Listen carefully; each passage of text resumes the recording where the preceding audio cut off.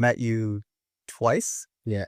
We've had a couple conversations. Yeah, we've had a few virtual conversations. But I mean, the vibes are immaculate. Like, I would agree. yeah. I would agree. What do you attribute that to? Like, it's just, I feel like the energy is always there. Like, I know you're ready to collaborate. And I feel like when we first met each other, like something clicked. Yeah. I think I would probably end up attributing to like one, I think it's yeah, just we're big thinkers, right? I think besides like, um, obviously we're doing our respective works and, our different campuses. But I think we see past that, right? And I think the other thing that like really drew me to you as well is like you're proactive and you take initiative. So rather than waiting for like an opportunity to kind of like be brought to you, I remember like one of our first calls, like when you took me through like step by step, like I was like, oh, he's actually thought this through. And I was like, okay, this actually feels good because personally, like, yeah, I had not, been experiencing that. And so I think that's one thing that drove me to you. And then I think the other thing too is just like genuine energy, Yeah. right? It just felt like we had been knowing each other for years. Yo, that's what I'm saying, man. Where you been? I know, I know, I know. Like having an action bias is so important, I think. And then I think another mantra I live by is people take heart when you give them yours. Like I there's never any disrespect. It's just like it's always like I give you my all, and if there's a reason to withdraw it, I will, right? Yeah, But yeah, this is how I want to live. It's just quality, right? The whole theme for my year is quality, like quality relationships, quality interactions, quality workouts, yeah, not even just getting through the set, getting through each rep, like treating each rep like a set. You know what I'm saying? So yeah. It actually almost kind of reminds me of this book, Essentialism, by Greg McEwen. And uh, one of the big things that stuck with me from that book was this idea of like less, not necessarily like less is more, but less but better, mm, right? And I think I read that book back in college, and so it's been a while now. But like, it's what got me started, kind of like this minimalist journey, and really just like, I mean, being in the positions we're in, I think we probably meet a ton of people. We probably have an opportunity to experience a lot of things. But I think, to the notion of quality, that's something like I really been honing in a lot more on, especially when it comes to like people and friends. Like before, I think I was just this person like, oh, everybody's my friend. And kind of, I actually really love that quote that you just shared. Um, just because I think for me, I've always went into like new relationships with folks giving 100% trust. Like you don't have to gain it, but you can lose it type thing. And I think because of that, I've naturally been attracted to a lot of people. But what I've seen is that like one, it's become hard to either kind of like manage that or like the experiences that we're having were kind of like meh. And so I think, yeah, just coming back to that theme of like, yes, less but better quality. Like that's something I've been like trying to hone in on as well, man. absolutely. You know, when you're saying that, the parallels to dance kind of came in my mind. It's just it's all about energy and almost nonverbal communication, which is basic human communication. Yeah. But just like subtle touches, subtle nudges, like when you're dancing with your partner, it's all about energy flow, right? Not one over dominating, but just like matching the energy that's happening. If we're going slow, if we're going fast, you know what I'm saying? Like Yeah, yeah. every time I see this dude, you got the biggest cheese. I'm like, bro, you don't even know me like that. But why not? But why not, right? Yeah, exactly. And I think that's so probably helpful in your role, It is. right? Which is what? Yeah. So today, I'm currently associate director over at the Garage Northwestern, which is the student incubator. So we deal with students, from undergrad levels, but also up to the graduate levels as well. And I would say, yeah, primarily what my day to day looks like is 80% spent on like mentoring the companies. And so, given my past experience working with startups, but also founding my own, a lot of that is like digging into the code base, like helping them actually, figure out like how should I be, doing outreach to customers, like all those nitty gritty things. And I think part of the reason why like I enjoy that so much is like I'm a founder at heart. I think that's something I've had to accept, even kind of taking a step back from that journey.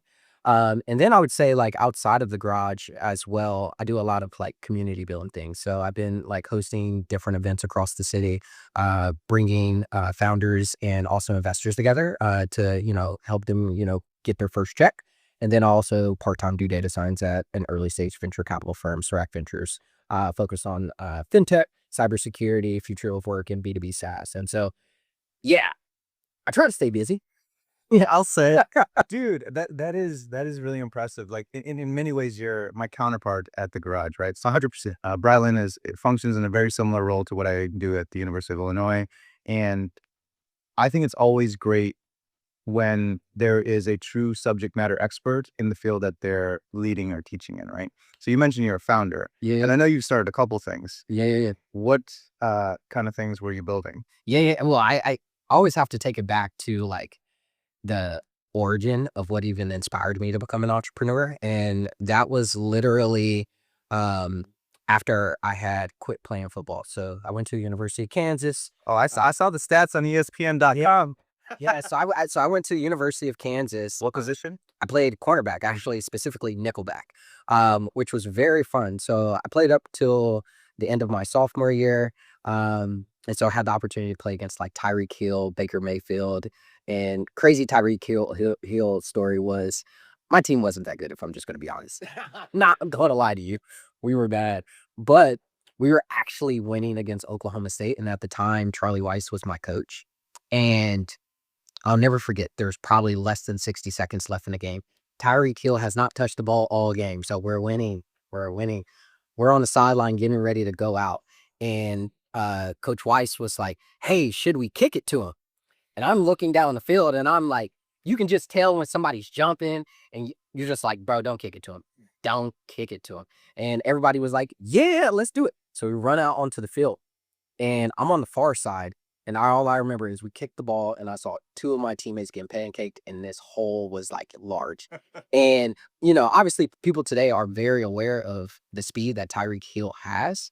It's another thing to experience it.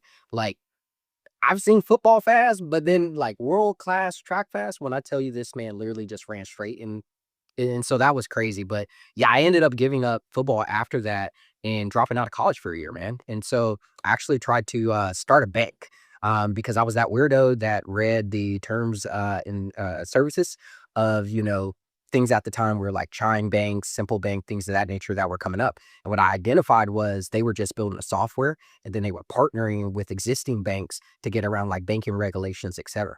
And so I went around the country trying to, pitch these regional banks. I was getting meetings actually. And the question kept popping up like, right, you're 20 years old. What do you know about banking? I'm like, nothing, but I know how to like write code and build software. That turned out not to be to work out. So I ended up coming back, wrapping up the degree at KU. But eventually ended up, going into the startup space. And so one of the things I was doing while I was, And at KU, I yeah, was just reading a New York Times article. yeah, yeah, yeah, yeah. So what was Team Jayhawk? Yeah, actually, so Team Jayhawk actually there was a social event that had happened on campus. There were many of them happening across campus, similar to like what you're seeing with the different protests right now. I think this was a little around the time of like Mike Ferguson and things of that, or Michael Brown. Yep. And so that was going on, and yeah, I had taken a class at Stanford on design thinking.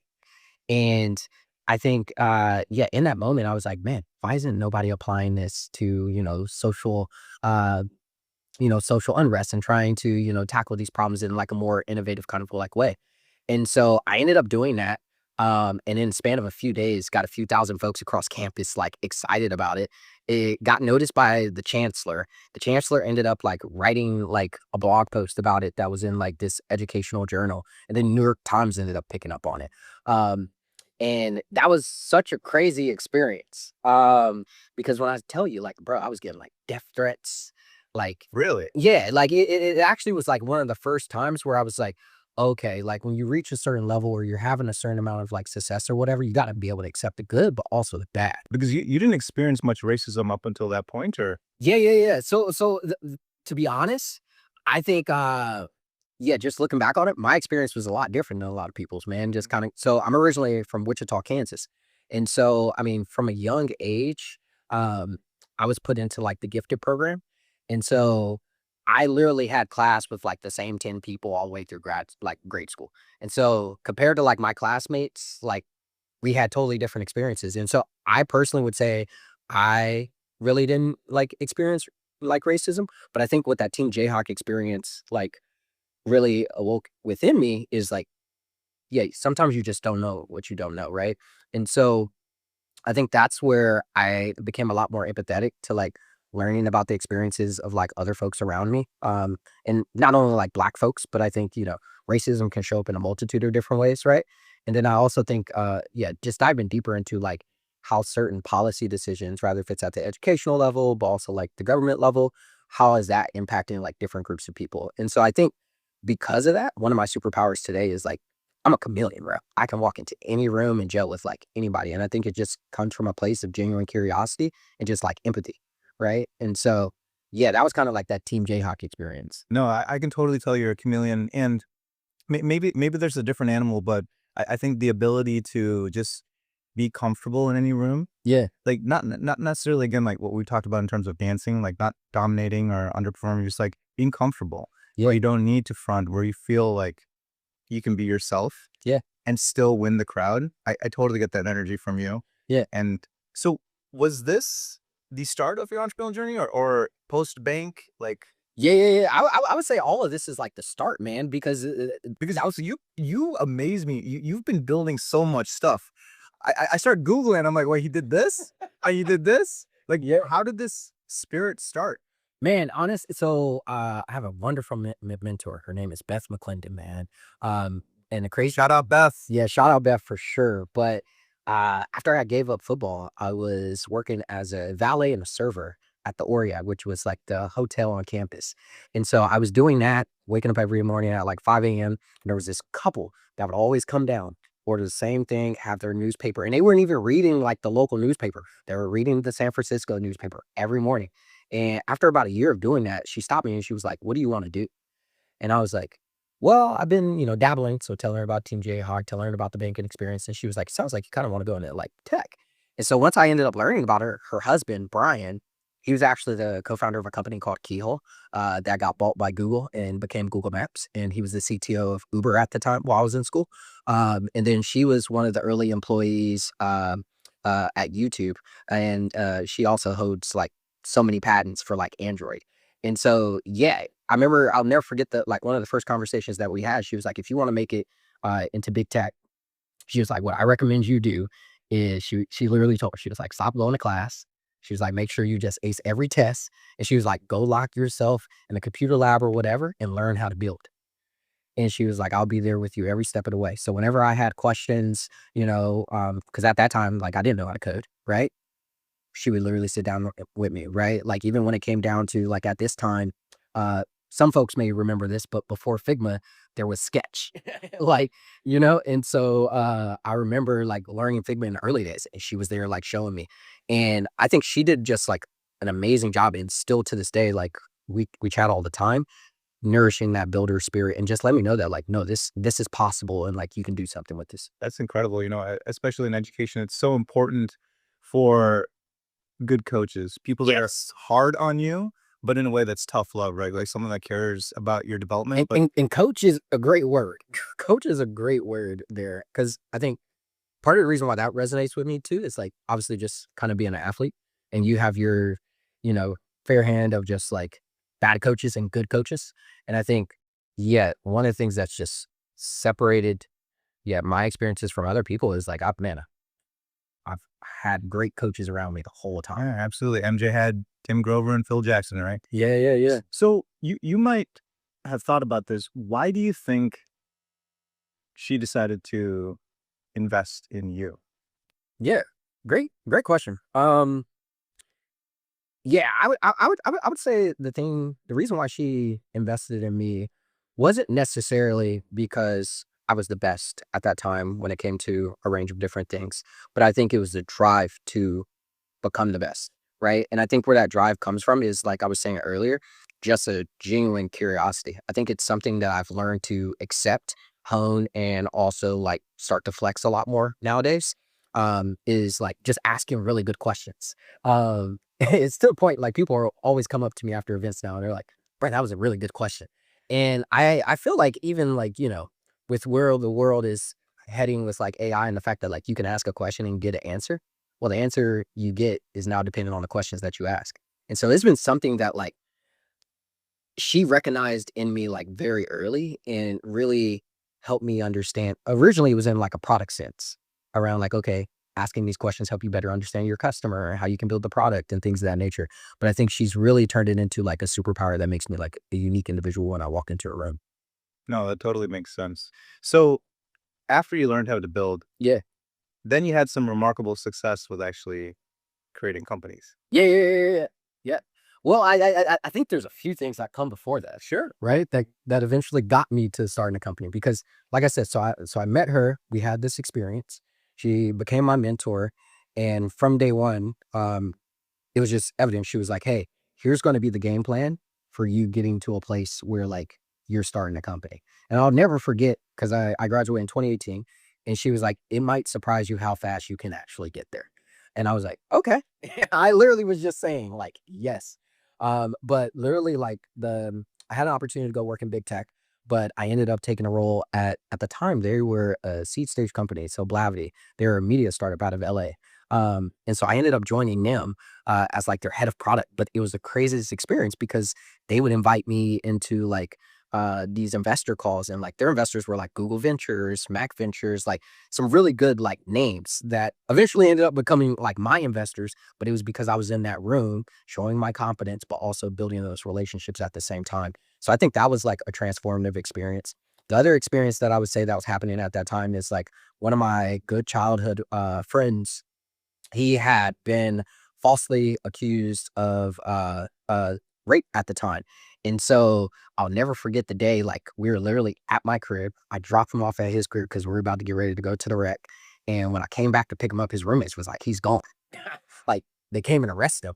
And long story short, I remember I ended up going and getting an affidavit, reading everything, and found so many holes. But I ended up literally, I have it on my laptop and could show you. I put together this plan.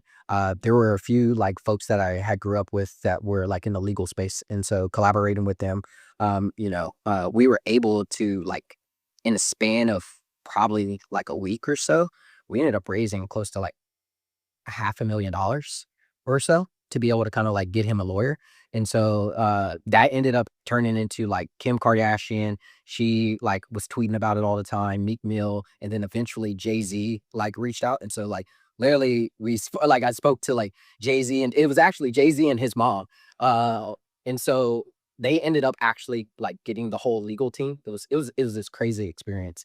But long story short, like he ended up beating the case after like I think he was in jail for like 3 or so 3 or so years. But that was just a crazy experience because it showed me that like I know how to galvanize people, right? And I think part of being a founder is being able to like recruit and like put the right people in like a seat. And so to do it at that scale was kind of crazy. And so there was that experience. And then I would say the third transformative experience that really opened up doors for me and prepped me for that founder experience was working at the pay overtime company Affirm. So when I had joined Affirm, they were already doing big things in like travel, furniture, Peloton space, things of that nature. But they were looking to kind of get into fashion. And so literally I was ground zero. I worked with some amazing coworkers. Um, and we were able to literally grow that business from like 0 to over 1 billion or whatever, in a span of like a year and a half that I was there. And so a lot of it was like things that, today when I'm talking to founders at the garage, like, hey, you need to be willing to pick up the phone and cold call. Sometimes you're going to have to hustle and just pull up on them, right? It was those little things that ended up like, just turning into great outcomes. But I would say those different type of experiences of like, one, being in a room with the investors, two, proving to myself I can build a team, three, proving to myself that I can sell on top of already had the building experience. I felt like I had the skill set now to go build a company. Bro, like everything that he's saying like resonates with me so much. And Why so? well, first of all, I can't say that I met Jay-Z. Like you guys can't see it, but I'm like cheesing just as I'm like, what? What? I still got the email, bro. It's crazy. That's nuts. I don't even know how, still to this day, I don't know how they found my email. That's wild. Like, But I'm learning so much, and the crazy thing is it doesn't surprise me because I know who you are, right? But the part that really resonates with me is just when we're again coaching or giving guidance to young founders, and perhaps one of the most critical parts of their professional career, which is like deciding whether or not to do a venture, which is like it's all encompassing. yeah, Is that right? Right? Is I think it's actually very important for people to just have experience, like in terms of life. Like all these things that you did, like they're all entrepreneurial, right? Like for example, in that case, there's no playbook for doing it. Oh, no, no. You just think and do things. I had a very similar experience. One of my friends, his younger brother actually struggled with mental illness and went missing 1 week, and everyone was scared that he had committed suicide, which he did. But up until we found him, his friend actually called me over first before the cops and everyone, and he's like, "This is the situation. Can you help me?" Yeah. So we, got his face on billboards. I organized like search parties. Like I called up my buddies at Google and Facebook to track his location. Like we turned that thing into like a CSI, like the basement of his home. We had pizza, like all the uncles and aunties came through. Like, but there's no playbook for doing something like Yeah, that, you're right? right. It's just like here's the situation, take action and decide to do something, right? So that definitely resonated with me. And the other part was you talking about so just like, that's a problem that happened and you find a solution, right? Yeah, yeah, yeah. Problem solving. But the other thing is just like transferring experiences, right? So people think that I live in several different worlds. They all converge. So whether it's bodybuilding or martial arts, for example, let's just take bodybuilding, for example. When I used to bodybuild, it's the same thing day in, day out, right? But that's literally the aggregation of marginal gains. Yes. Yeah. Are you familiar with I don't know if you read like James Clear? Of course. Yeah, yeah, yeah. And so you've probably seen his equation of like just getting better 1% Yeah. better. Yeah. That's it. Just a little bit better, and maybe not every day, but if the majority of days in a year are positive, then you're up, right? You're winning. And even martial arts, like martial arts, when I was training in India for about 6 months in the middle of nowhere, it was like 8-hour training days and then getting beaten up with clubs and swords and stuff. You reach a breaking point, right? And similar in venture, like a Yeah. lot of times when you really know the venture it's got something, but you don't know where it's gonna go, like, you're close to reaching a breaking point, right? And I don't wanna glorify, like, the hustle, but I also don't wanna glorify, like, too much balance. Yeah, yeah, yeah, yeah. Like, you gotta put in the work for stuff, especially if you want quicker results, where you gotta try out stuff. Like, I don't think a lot of founders have anything different than people who are not successful with their ventures. It's Philo, like, first in, last time. You get out what you put in. So, like, let's say one person is, like, super balanced and they do, like, 3 things a day, that's fine. And that will work over time, I think. Yeah. Consistency and testing things. But if one guy's testing 10 things every day, they might reach like a consensus and pivot and reach success quicker, right? Yeah. And being efficient with that, obviously. So a lot of that resonates with me. And of course, all of this is debatable, but the main point is you as a mentor and like a figure, I think that probably has a pretty good relationship with students. Yeah, yeah, yeah. I would be surprised if you didn't, Yeah. right? That they probably have your back. They're like, yeah, this is Brylan. Like, yeah. It's because you can talk to them in a way that's not condescending and talk to them in a way from like, "Hey, look, like, literally, like, I was in your shoes. I'm still kinda in your shoes, right? I'm still trying to make it." I think that's powerful, right? Because you're not removed from the situation. Yeah. I think I mean, there's a few things that you said there that like really resonate with me. The first one just kind of being like this idea of balance. I think I would throw out that word and replace it with priorities, right? I think, in life, like, I don't know, at least that's been my life. There's no such thing as balance. So, like I was just telling you earlier, like all the different things I'm currently doing, balance does not exist. But I know what's the most important thing, right? And I think what I would say is like once you figure out kind of like your priorities, then you have to figure out focus because within that thing that may be the most important thing, like, well, okay, what should we be focusing on now? But more importantly, what should we not, right? And I think that's a conversation that like I have and bring a lot of experience, to when I'm meeting with the students. And I think, yeah, in terms of the relationship like with the students, um, uh, some people may have a different opinion on this, but like my perspective or kind of like definition of respect has always been like what I assume about myself, I have to assume about you. So if I can be angry, I understand you can be angry, so on and so on. And I think from the perspective of the students, like I don't try to position myself in like a position of like authority, like me necessarily like having all the answers and like knowing it all. Right. And to your point, like I was in their shoes before. And so that's really how I try to build those relationships. And I think it's funny because whenever now that it's warming up, I'm taking walking meetings. And literally whenever I'm taking a meeting with the student, they're like, bro, you're the most popular person on campus. And I'm like, sorry, it happens.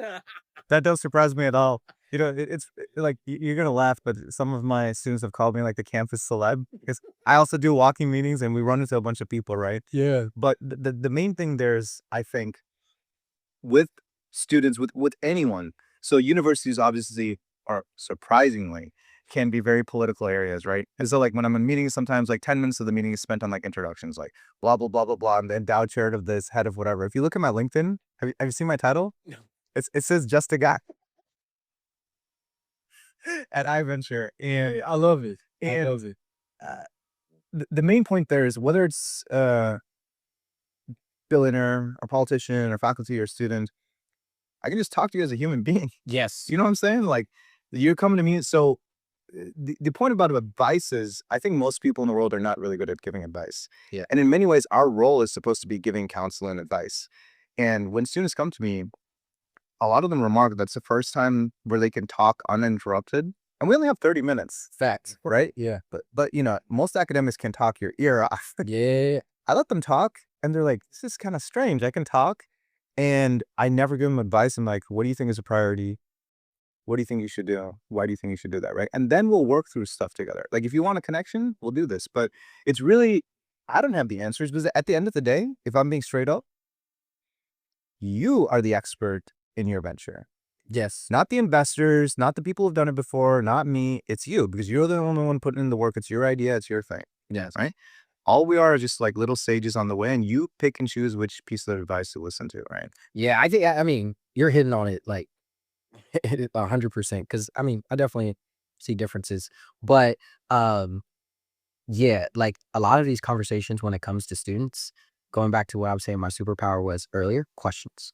Questions. Sometimes, like, rather if it's a solo founder or maybe a small team of like 2 to 3 folks, right? Like they just don't know the questions they might, need to be asking. And so, the framework that I kind of keep in mind is I call it the threes, man, the threes. So it's experience, exposure, and examples, right? And I think the experience piece is really focused on like learning by doing. I think, being at a place like Northwestern puts a lot of emphasis across like their entrepreneurship programs on like doing user research, customer discovery, which there is nothing wrong with that, right? But I think just based off my experience and what I've seen from most entrepreneurs, the conversation changes as soon as you put something real in front of people, right? So a lot of my a lot of my advice and kind of like push is for them to get there as quickly as possible. Going back to what you were saying around like testing and doing that efficiently, right? So you can figure out, is this what I should be spending my time on or should I not? And then I think the other thing too is like when it comes to like exposure, that's where the relationships come in, right? So yes, you may see me as a campus celebrity, right? But now I can connect you to a potential student or an alum or whatever, or anyone genuinely in my network that literally went through the same thing that you're going through. And one of my favorite questions to always like give students, but more importantly, like if you ever are in at an event with me, I'm always going to be the last question. I'm just telling you that now. And the final question is always going to be, if you were in my shoes, what questions would you ask? Because I think the questions and the perspectives of people that have went through certain situations changes as they get that experience. And so I always challenge the students to always like find and connect with the right people and then ask that question to see like what they might be missing. And then the last piece is really focused on like the examples, right?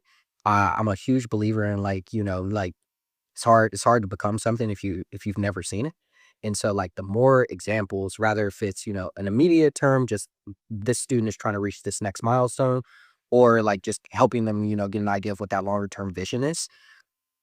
I think that's really important. And so that's been like a tool in my toolbox that's been really helpful, just kind of like coaching students. Exposure, man. Like just exposure to quote unquote anomalies. Like Yeah.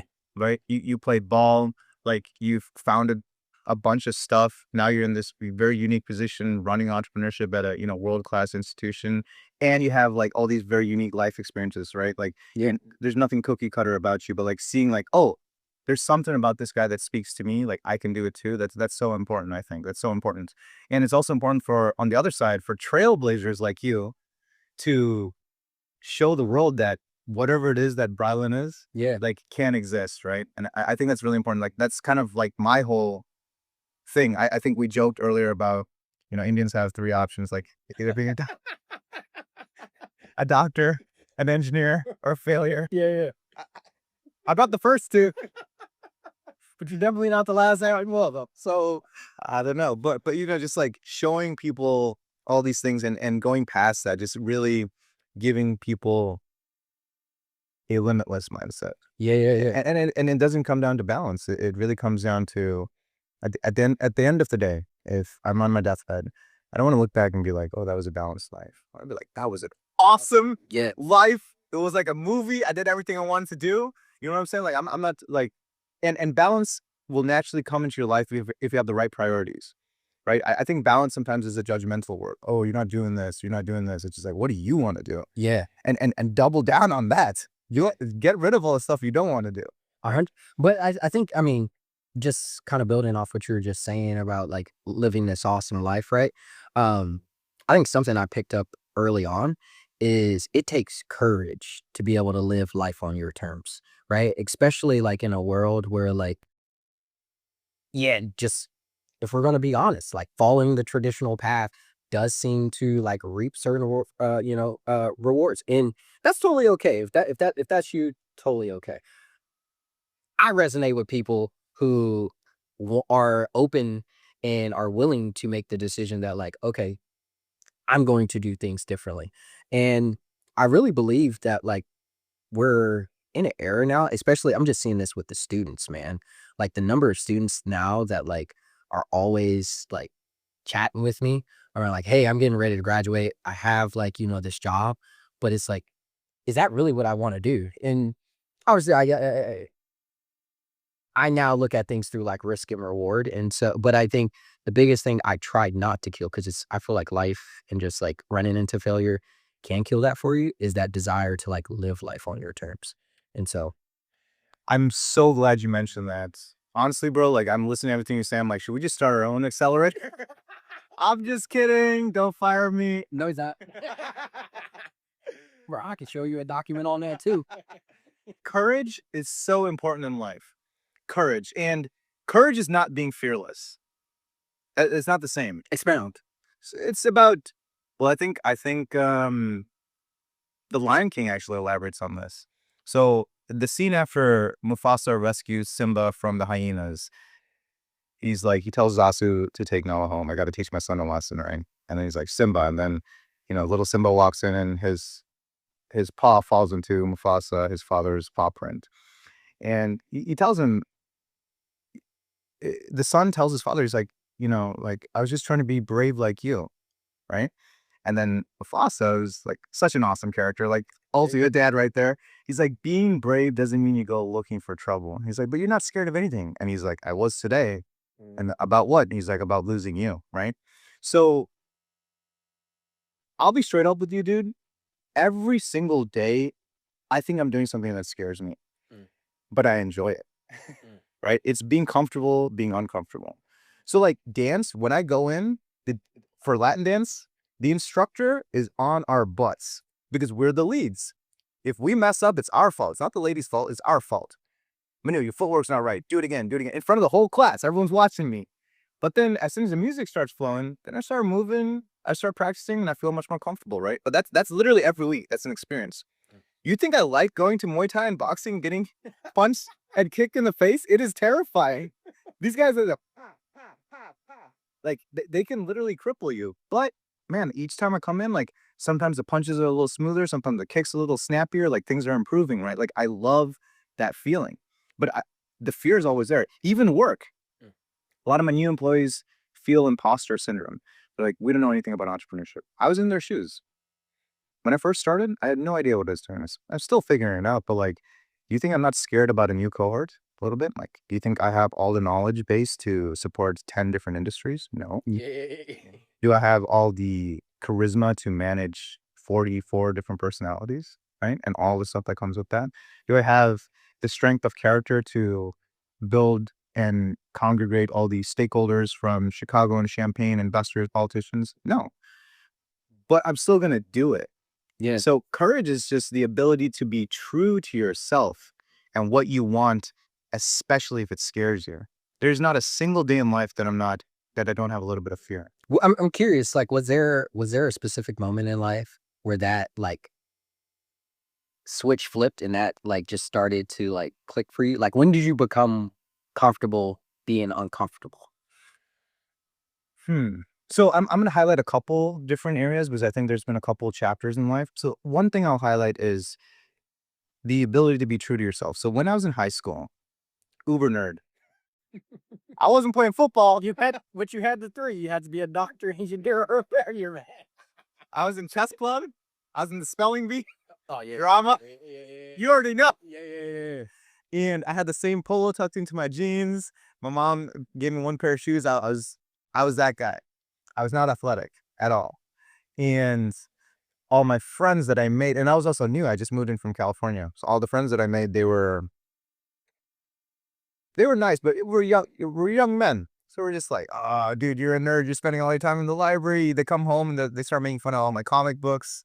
I don't know if you saw the 40-year-old virgin. Yeah. He's got like all the action figures on his shelf. Yeah. That was me. With the comic book. Yeah, and the action figures. Oh. It's so crazy. They would tease me all the time.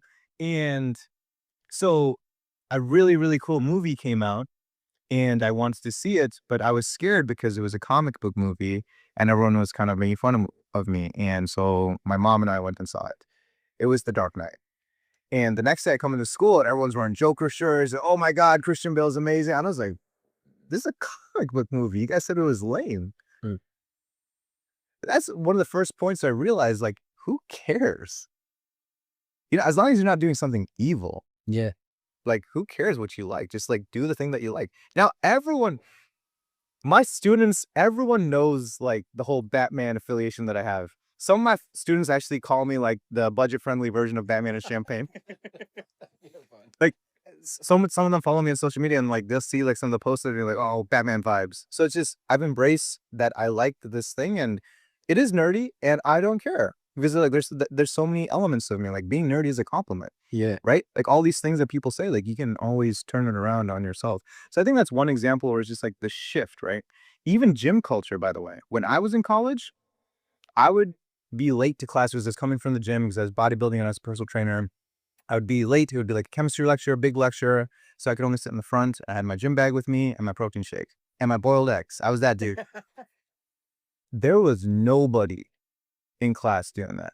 Nobody. This is pre-Gymshark, pre all these fitness influencers, pre all this. I just did it. Now you can't go into a lecture without like shaker bottles or leggings or all this stuff. And that's great. I love that. But it's just like staying true to yourself. Like who cares? You're going to be judged no matter what you do. So just do the things that you want to do. Yeah. You just got to do it. And like you said, it's incredibly difficult because most of the messaging, especially from people that are close to us, can be very conflicting with what our heart truly desires, right? And to your point about risk, it's also important to have, it's the marriage of emotion and logic. So like, for example, I mean, I'm working a 9 to 5, kind of. Yeah. Right? Yeah. I won't go 9 to 5, but I'm a corporate slave, right? Yeah. But that's not stopping me from doing all the other things that I want to do, right? It's a neat feedback loop, my role here. And I think understanding that you can do multiple things and do it well. We're humans. We're not meant to just do one thing. We can, and we can do it really well, but we can do a bunch of stuff. So a lot of students like that come to you also come to me in terms of, I'm thinking about these couple paths. Yeah. Which one do I choose, right? So I'm doing consulting or I want to pursue the startup. My question is never about like, what's like the opportunity cost of both of those. I'm like, so what do you want to do in life, Dan? Oh, I don't know. So then how can you make this decision? Yeah. That's what really boils down to. So yeah, I think I mean there was a few things that resonated with me. The first one being Batman, man. It's small world, bro, because I was that guy as well. So yes, I played football, but like I was in like I did debate, so that was fun. And then I didn't get all into like all the different like comics and things but Batman, I went deep. And so I definitely resonate. And like that's always kind of been like the vision I have in mind of like, yeah, I want to be like that guy. I think another thing that kind of resonated with me too is like, one, I appreciate you just kind of like sharing that story because more men just need to be, and like folks in general need to be more transparent and vulnerable about like, yeah, shit may look nice, But let's talk about the journey that it took to get here. And so, like, even hearing about, like, you had a group of friends and the fact that they were kind of making fun of, bruh, that I feel like that's a lot of the experiences that I hear from like students that like I chat with. And one of the things I always kind of like share with them, kind of going back to like living in your truth, is this was another gem that like Beth gave me. I'll never forget where she was like, Brylan, you think you're being humble, but you're not. And I was like, what do you mean? She was like, no, you're downplaying yourself. And I was like, what? And she was like, to be humble means to live in your truth. If you're great, yes, you could walk around here saying you're great, but don't act like you can't live in your greatness because someone else's insecurity is making them feel some type of way. Right. And so that's something I always kind of share with students too, because I mean, we work with amazing students and they're getting ready to kind of step into this world. And I think the biggest thing is just like kind of going back to what we were saying about courage. Part of courage is just looking yourself in the mirror and understanding like there are certain things that I am really good at, and no, you do not have to like downplay them, right? And I think kind of what I've learned in life, and it's been a journey for me, like starting to accept this as well, is that like it is okay. Like it's not a personal. There's nothing wrong with me. Kind of going back to what you're saying about like the comic book situation. I mean, you walked into school and everybody was wearing Joker stuff. Yeah, like as long as you stay true to you, like life has a weird way of just kind of like working out. Obviously, you got to get lucky every here and there, but yeah. Absolutely. And the harder you work and the truer you are to what direction you're working in, the luckier you get. 100%. Ballers don't need to tell people how hard they ball because they just are. Yes. Right. So this is a lesson I had to learn too, because when I first came to U of I received a lot of accolades. I got on the Forbes 30 under 30 list. I was like a What distinguished. year did you come to U of I? 2018. Gotcha. Yeah. So, and I was only a couple years out of college, right? This is a big deal. And I was campus celeb and I was always dressed in a suit. And yeah, I was probably pretty cocky. Yeah. I was like, I'm the man. Right. And then COVID happened and a lot of life experiences happened, right? Relationships and travel and exposure and time to think and read and philosophize, right? And now it's just all about presence. So it's a quiet confidence. Mm. I can definitely hold the room, but when I walk in, like now my issue is just like I don't want to overpower the environment. I just want to be here, but like naturally the energy kind of comes back. So for example, I've been doing this thing called Time Left. Yeah. Dinner with Strangers. Yeah, yeah, You yeah. heard about it? I just recently heard about it. And it's so interesting because when I'm starting to share like what I do and who I am, people are genuinely interested. And that's like the whole thing. Like it's just all about connecting with people. So when I was at the library in high school, there was still a vision, dude. Mm. Like the whole reason I was there was I was reading everything about geography and history because in my mind, I wanted to be able to connect with anyone from any background. So, for example, I had a student from Mongolia and we're having kind of like a rough conversation. And I just started asking him about home. He's like you would know anything about Mongolia. I'm like, so like, what city is your family from? He's like, dude, stop, stop playing. I'm like, are they from Ulaanbaatar? And he's like, how do you know that? I'm like, dude, because the Mongol Empire is so dope. And I started talking about all this stuff. It's just the ability to really be strategic about what you're thinking about. And I don't think anyone's teaching that as a way to connect with people, right? But like, how can you get forward in life without connecting with people? 100%. Yeah. So it's just now it's kind of like a quiet confidence. Like I know who I am and I'm going to keep dressing in suits. I'm going to keep lifting weights. I'm not going to hide that and keep that separate from my personality as the director of this entrepreneurship center, but it's just part of who I am. Right. And I'm like, yeah, it is dope. What do you feel like is the sauce of on air? Yeah, like what's your sauce, man? Because you definitely tikka masala. I love that. Sauce. Sauce is very simple. So I've done firefighter training and I was an EMT. Life is incredibly short. Mm. Like I've done CPR on people that died. I've seen a lot of stuff and, hats off to our first responders because it's an incredibly difficult job. When I was at the firefighter station, dude, it was so much fun because I'm all about getting real. We alluded to this earlier. Let's cut out all the titles. right? Let's remove all these hierarchies and let's just talk to each other as people. When the alarm rings at the fire station, you have less than 90 seconds to get into your uniform, get into the truck. Okay, you got to like analyze what kind of a call it is. Okay, is it a medical emergency? Is it a fire? What level of fire? All that stuff, right? You're just getting the call. It's 911, and you're figuring out information as you go, right? So you're just like problem solving based on what kind of information you have, and triaging based on that. And as you get more information, like you'll hopefully have a better plan, right? But it's really thinking on the go. It's very entrepreneurial, and in less than a minute, we are putting on our giant pants and our, the jacket, the helmets, all of our gear, and we're ready to roll, right? That didn't stop us from enjoying our lives at the station. When we're back, we're cleaning. Okay, cleaning. I cleaned everything. Not many people knew who I was. They thought I was a student. Only the chief knew who I was because I was at their banquets and stuff. But I loved it because they treated me as one of their own. So I was a rookie and I'd clean up all the bathrooms. Or I actually led some of the firefighters in a workout. Or like we would be training and reading like protocols and stuff or we'd be having dinner and lunch together.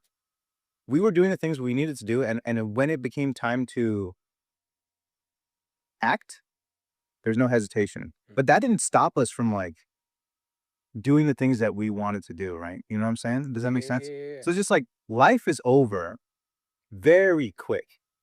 Very quick. Look at us at this moment in time. However many decades we've lived, that it's a snack right now. It's just a memory right now. And this will too soon pass. So I think the main thing about the sauce is just if life is so short and you only got this much time, why not make the most of it? Like that's it's a very simple philosophy that I don't think a lot of people truly understand. Yeah, like tomorrow is not guaranteed. Yeah. It's really not. Like if you look at car accidents or disease or literally anything can happen. Yeah. You might have a hidden heart problem, right? Like nothing can happen. So why not just make today like awesome? Yeah. Why just not do what you want to do today? It's so Now. So it's crazy because one, I I appreciate you sharing that firefighter experience because I was just not aware, and I'm sure a lot of people are not aware of just kind of like what is it like to just be in the heat of the moment. And the fact that you said you have 90 seconds while still getting prepared, coming up with a plan, getting dressed, have to hop in the truck. Do you have the right things? Like that's crazy. But I think kind of to the theme of just like being present, understanding that life is short, so make the most of it. Um, yeah, like there was this actually happened the day before I graduated college, bro. So I was, it was me and my two roommates. We were coming back from just eating. We had stopped at the grocery store to grab some, like, because we're about to enjoy ourselves, and we are headed home. And I'll never forget leaving the grocery store. And the thing about Lawrence, Kansas, where the University of Kansas is, it's very hilly. Everything is on a hill, very hill. Um, and so we were turning out, and something told me was like, Brylan, put on your seatbelt. Mind you, we are like 3 blocks away from home. Like we could walk here, walk there. Like it's not that far. As soon as I clicked my seatbelt, we get hit from the back. And because we were going down a hill, the car ended up flipping, hitting the sidewalk, and then rolling like down the hill. And eventually it hit the light pole and like stopped. And I remember in that moment, because yeah, what was just kind of going through my head was I was like, I hope I get out of this car. Like that was literally the only thing going through my mind. And I'll never forget, like, when I finally opened my eyes after the car had stopped and we were upside down, I had just got a text message from my mom that said, I just got to Lawrence.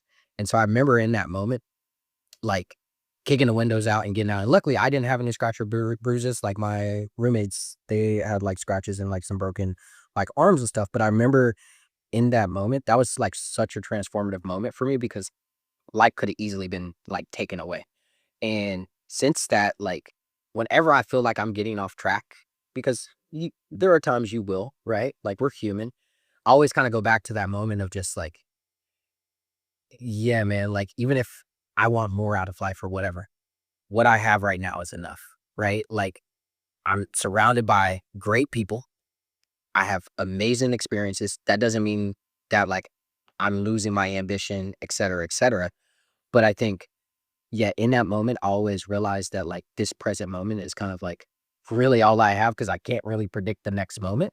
But with that being said, like let's make the most of it.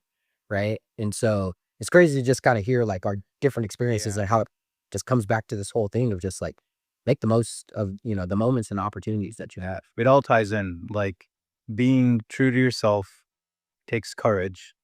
And usually, at least my perspective on it is being true to yourself is figuring out what makes you happy. Right. So those three. Well, hold up. This is right. Because I always like to tell people, this is my opinion, that I think there's a difference between happiness and fulfillment. I Mm, think happiness is something that is within your control every single day you wake up, right? And that, like, I personally haven't been unhappy in a very long time because I choose not to. But I think fulfillment, that is more so the alignment between what you aspire to have and what you're actually like doing. So I always like to differentiate between. fair. I think we might be talking about the same thing because the point I was going to make about happiness was when life gets difficult, when you have to deal with like, just like you said, being human and just life, right?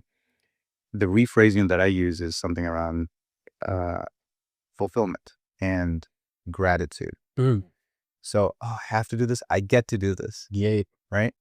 And that's been a very powerful reframe for me. Like, I get to do this. I'm tired. I pulled an all-nighter. I shouldn't have.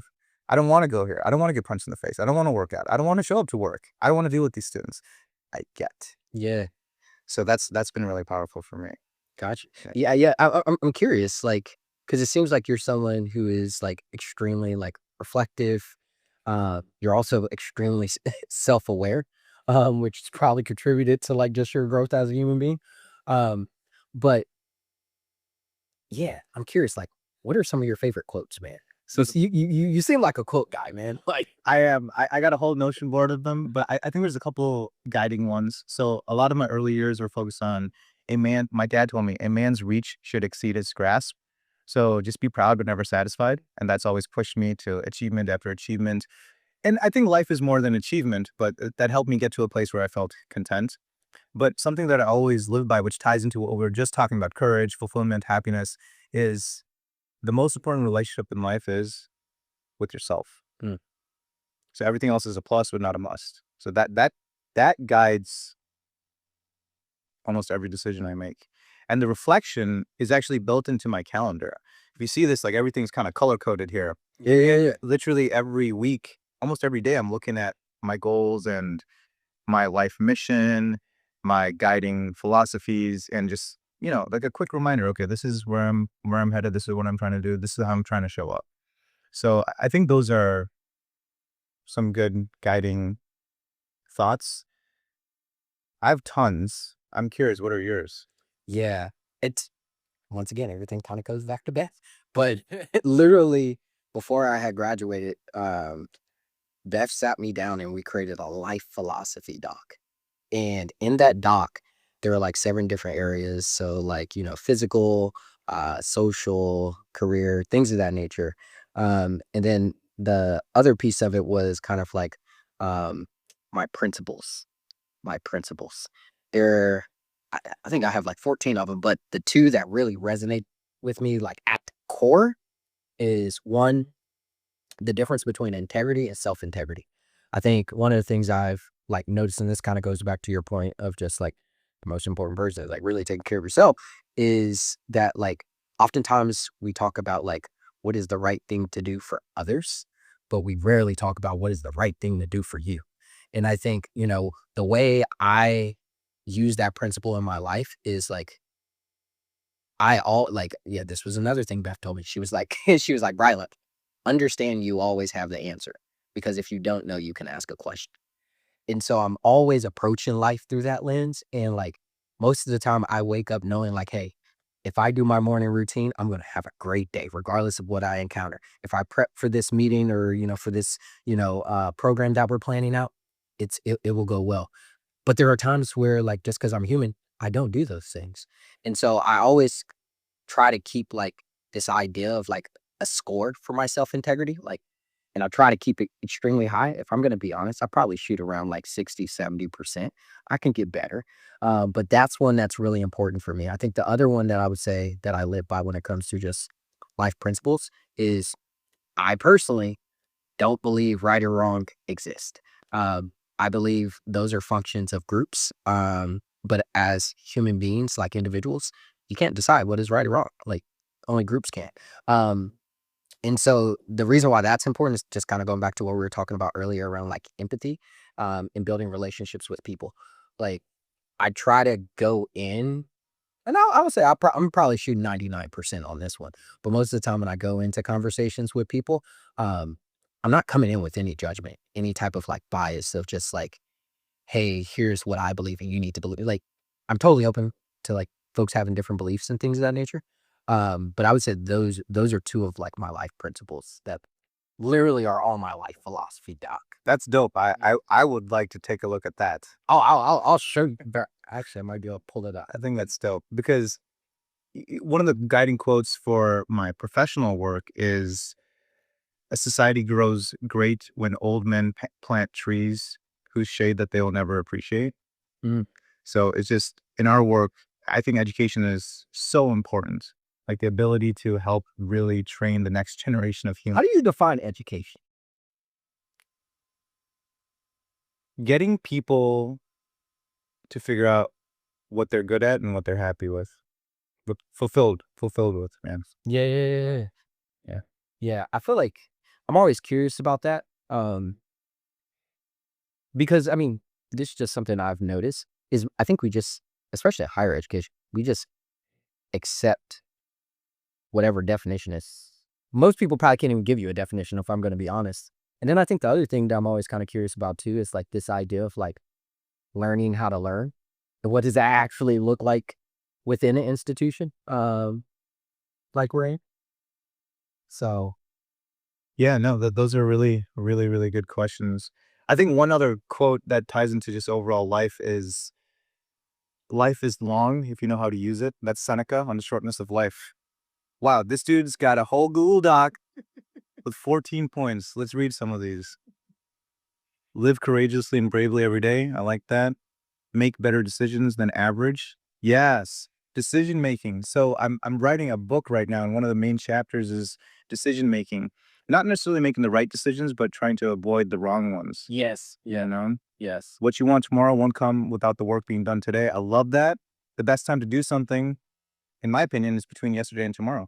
yes, Right? yeah. These are really good. Always have a strategy. That's right. Yeah, it's always good to have. That's what's something I picked up from Batman.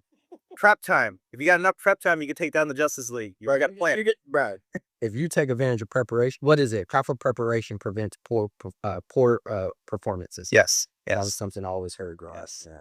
Yes. So, how did you get to the garage? Where did you fit in all this experience, and now you're just at the garage? Like, how? This is such an accelerated timeline. You've done so much I feel like the main theme of my life has always been accelerate, bro. But yeah, so because you raised some money somewhere in the middle of this. yeah, I did. And so after that Affirm experience, I was not thinking about starting a company, bro. So we are locked up in our apartment in Oakland. So it was me and my roommate. And well, I have a ton of experiences. Me and my roommate at that time, we had been doing we had a sports marketing agency. So it was called Bar Digital. And so because we had went to the University of Kansas and KU was really good in basketball, we're really cool with like the Joel Embiids and things of that nature. And so we had did like their like marketing and like some of their business deals. Um, and so, yeah, we just decided during the pandemic that we were going to move in together. That ended up turning into us like eventually starting a company. But I got to tell you the story of like how it even came about. And so during the pandemic, many people are probably aware that like apps like Clubhouse and Twitter Spaces were like taking off. So we were like one of the first 100 people to be on there. And there was this incident that happened on the app with a group of women. So some guys early, actually for context, early in the history of Clubhouse, they didn't have multiple rooms. It originally started off as like a single room and you could pop in. And if other people popped in, whoever was kind of owning the conversation, great. And at this time, there were a group of women that were leading it and some men had hopped in and like messed up the experience. It eventually ended up becoming like this whole like Wall Street, New York Times like article. Like you probably can still look it up, but Clubhouse they did these town halls where users could talk to founders, give feedback, etc. And when they did that, the group of ladies gave their feedback. The founders of Clubhouse said, "We built this platform for people to vote with their feet. So if you have a problem, you can leave." That's literally what they said verbatim. And so literally me and my roommate were on the couch together, and we literally looked at each other, and I'm like, "Are you thinking what I'm thinking?" He's like, "Yeah." I was like, "Bet, give me like 20 minutes." So I literally spun up, like wrote some crazy, this was before LLM, so it's crazy to even think that I built this so quick, but I literally built a landing page, uh mocked up, like found like a Figma copy of an app, changed some things, and like put it on like a landing page. Got it wasn't even a URL. I just like deployed it, and it had like one of those funky URLs. And my roommate, he was like a Clubhouse influencer, but he got on stage and was like, "We're building a cookout."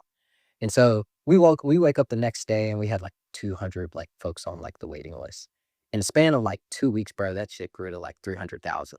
And so now we're looking at each other and we're like, "Well, should we build this out?" And so I ended up going and recruiting, like, the initial team. A lot of them were like folks that I worked with like in the past and things of that nature. But at that time, we started getting hit up, from investors. We weren't even thinking about like any of that.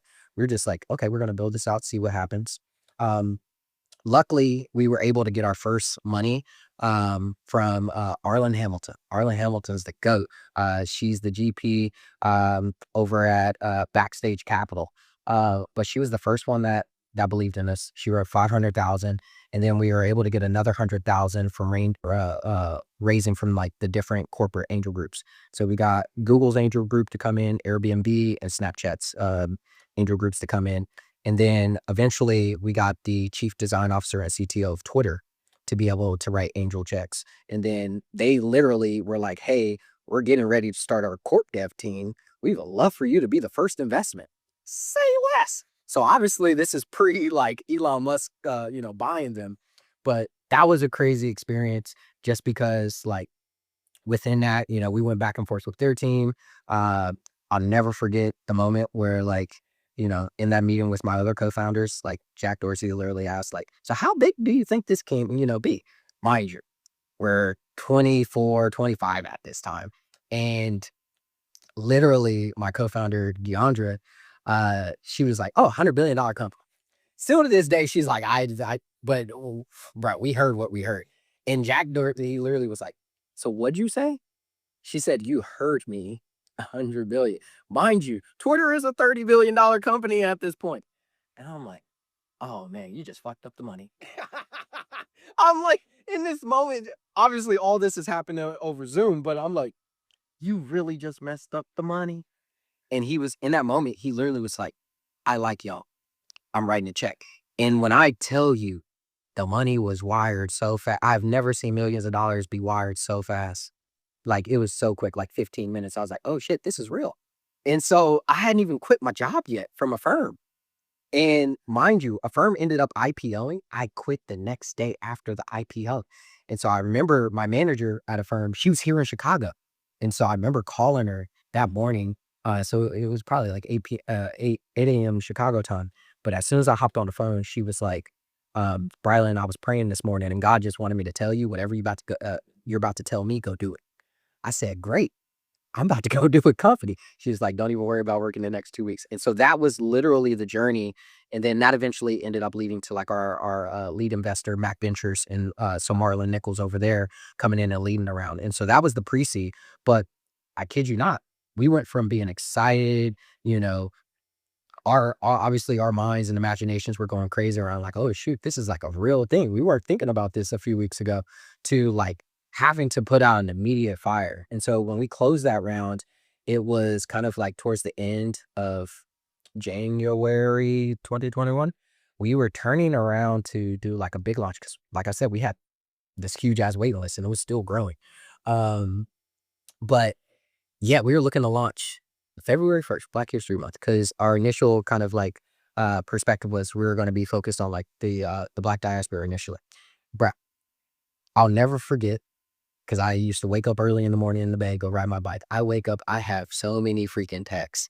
And it's like, "I think you should read this." I'm like, "Read what?"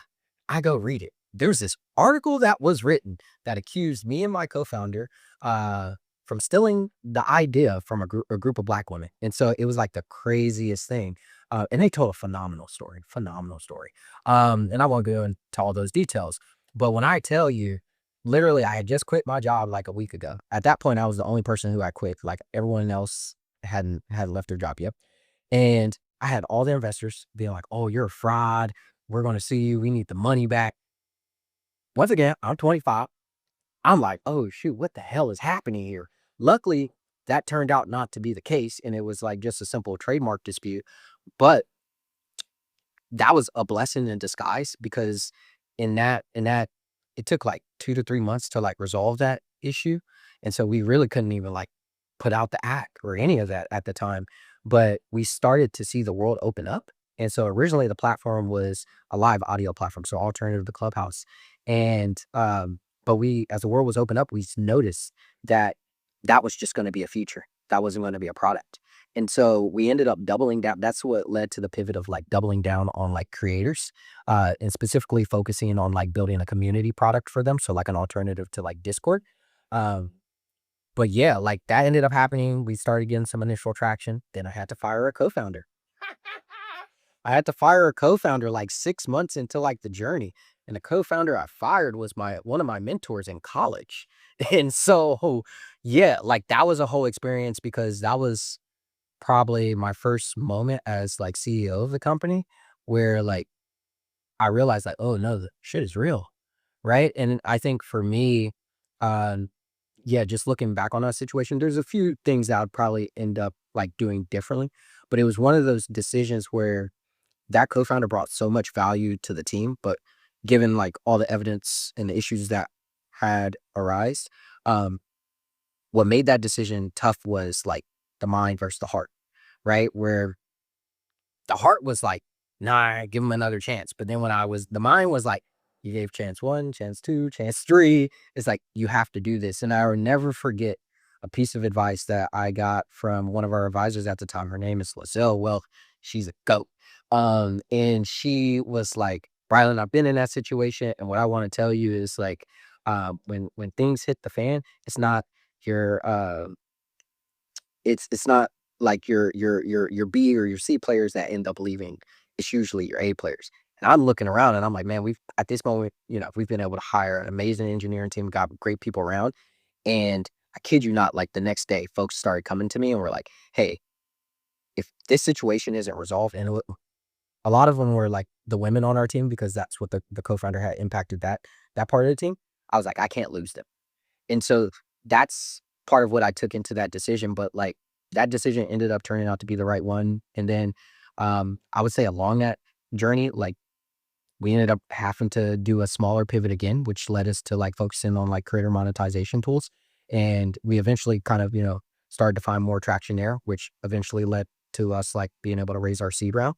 Um, but I think over the course of that journey, there are a lot of things that like I just didn't do that like I've been lucky to like learn through reflection and from other founders, like, oh, I probably do that different. Biggest one is like finances. Like because I was the product engineering guy, I did not pay attention to like the capital that we were burning. So at one time, like we had a team of like 28 folks, man. Um, which is wild at that stage, which is wild but I was under the impression of like, I'll never forget, like when we put up our engineering roles, bro, I had all the freaking engineers in the bay going crazy. And so I could literally hire anyone. And that's exactly what I did. And it turned out not to be like a great decision. So that's one lesson that I always share. And then I think the other thing too is like just falling into this Silicon Valley way of thinking of like there will always be more capital to raise. And I think that's one of the things I've appreciated about like just being in the Chicago ecosystem. And then the other thing too is like eventually we reached a point where we were trying to raise our Series A and we thought we were growing and we could do that, but shit hit the fan. And like, what was this? This was like mid 2023 actually. So this was when all the VCs were telling their portcos like, cut your burn, interest rates are increasing, all that crazy shit. Yeah, that ended up falling through, which was wild. That was very wild. And then I tried, so we ended up going the acquisition route because at that point, I think I had to realize, I was like, man, I don't know if I can really build this into $1 billion company, right? Just because the way the business was set up, we were taking small transaction fees off of, the transaction. You have to have a ton of transactions happen. And I didn't just like believe that. And so, yeah, man, we ended up going through the acquisition process, spoke to every single company that you're probably aware of, landed on one, um, went through red lines for like 8 months and eventually reached the deal. I was literally headed to O'Hare because at the time my girlfriend, we were doing long distance, so she was here. I was visiting her. Yeah, I get the little Gmail notification that the calendar invite had been removed. I was literally getting ready to fly to LA. Like the week leading up to it, I was looking at a spot at St. Regis, the new Mercedes EQS. It was about to drop. You talk about living. I was about to live, bro. Um, and then that shit happened. And I'll never forget that night. Like we were on the call for hours, but it ended up dumbing down to just like they had just hired a new head of product. And she was just honest with, which in that moment I was pissed. Cause I'm like, bro, she ain't been a part of the conversation because she just got here. Um, but I appreciate her honesty because yeah, she was just like, yeah, I've been here 2 weeks. I have no product strategy. I have no understanding of like how y'all would actually integrate into the company. She was like, we can revisit this conversation in like a year. But at that point, I was like, oh, fuck, I'm defeated. And so we ended up returning capital to investors, which we were happy with, and ended up winding down the company. And then, yeah, at that point, I could be anywhere. So I came here with Chicago and then got a spot with my girl, man. So That's a crazy story, bro. yeah. And so there's a lot of small lessons along that, but yeah, Incredible. yeah. Now you're here. What's next for you? So what's next, man? Um, what's next? I think that's still kind of like up in the air. If I'm going to be honest with you, um, yeah, I it's hard for me to be around founders, um, and not build myself. Right? I think that's something that I've just learned to accept. It was funny because yeah, going back to what you were saying, how did you get to the garage? After I went, like ended up winding down the company, I was like, oh, I'm about to go build another one. I was like, I just learned everything not to do. I'm about to go build another one. And that was my girlfriend. She was like, ah, you should calm down. And she actually found the opportunity at the garage. And I ended up going through like the interview process and I've loved it. But yeah, just kind of being in that type of environment, man, that's fuel for me, man. And I'm not going to sit here and act like I don't have ambitions. And so that's definitely something like on the table. I think something that I'm just a lot more cognizant of today is, yeah, just like how to approach the risk. I think before, um, I definitely, it's one thing to hear people say like, oh, venture is like starting a venture is risky. Like it's another thing. Like, and honestly, it was the acquisition process because I'll never forget when we were going through that and they were talking about the terms and like how much money each investor was going to get or whatever. And yeah, in that moment, I was like, there were a ton of investors where I was like, bro, I just made you how much money? And all you did was give money and you didn't do anything else? Like, oh, fuck no, bro. What? That's crazy. I'm like, bro, we took on all the risk. And so that's something that like I'm a lot more cognizant of today. And so I've been thinking about, potentially, okay, do I want to go the venture route in terms of building a company, with those type of ambitions? I think one of the things Northwestern has exposed me to, because before my definition of entrepreneurship was very narrow. It was just because everything that I've seen was like tech based, right? And venture capital, where at Northwestern, I've seen and met a ton of like alums that have built like boring businesses, man, or have been in the business of like private equity and, buying these type of businesses. Right. And so I think for me, I'm still trying to figure that out. But I think, yeah, the perspective, going back to what I was saying, the exposure, the experience and examples that I've had, it's put me in a position where I can now play with risk in a more sophisticated way. And now it's just deciding like, is that me building a company? Is that me potentially doing that on the venture side? Is that me potentially doing that on the private equity side? It's a decision I need to make probably soon. Um, and so we shall see. Well, bro, best of luck to you. I'm looking forward to collaborating with you this summer. Likewise, man.